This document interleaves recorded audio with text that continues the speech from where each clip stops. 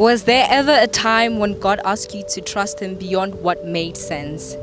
How did that journey unfold? I think that's the entirety of Christianity. I think everything about the scriptures, everything about God, everything about Jesus really doesn't make sense. The fact that we believe in a God that sent His only Son to die on the cross and actually died and rose again. I know we hear that story quite a lot of times, but I think that's not a normal story.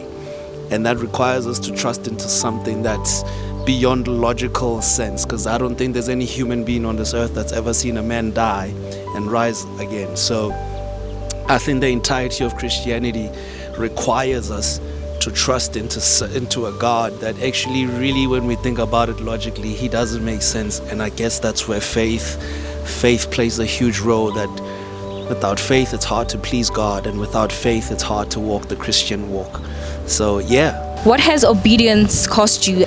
You know, there's a scripture I paraphrase. It talks about how if you love anybody, if you love your mom, if you love your dad, or you love your siblings or your friends more than you actually love Christ, kind of alluding the fact that you're actually not really a lover of Christ.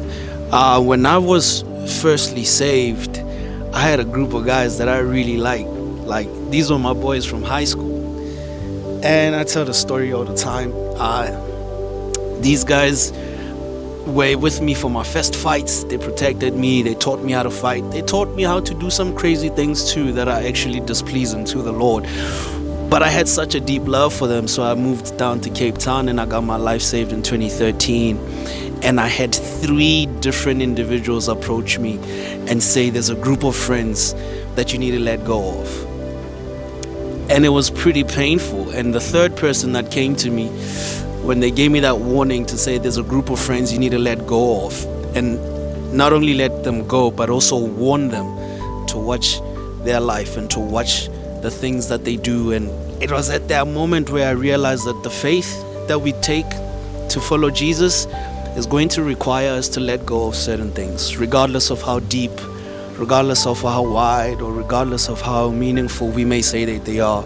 But it was then when I learned that obedience or faith comes with a cost, and I'm willing to pay that price every single time nowadays. I just learned that it's always better to do that, rather be obedient than to actually be a sacrifice or to sacrifice.